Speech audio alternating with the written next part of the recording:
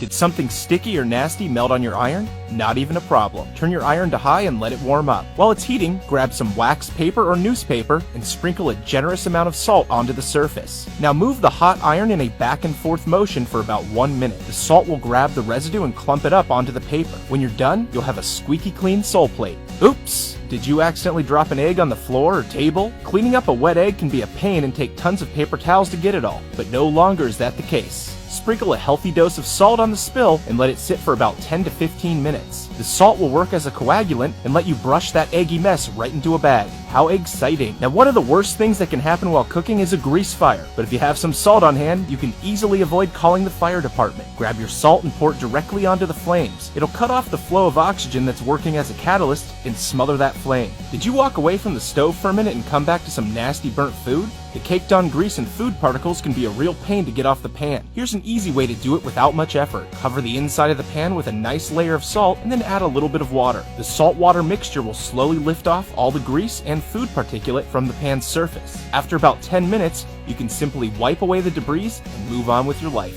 Now, maybe after wiping that pan up, you got your sponge a bit nasty. Salt to the rescue once again. Just as the grease was lifted from the skillet, it'll work the same way with the sponge. Fill a container with about 2 cups of water and then sprinkle and dissolve about 1/4 cup of salt directly into it. Place your sponge in and leave it overnight. When you grab it in the morning, it'll leave all the nastiness behind and your sponge again is ready for prime time. Now, what about those hard to clean bathtub stains?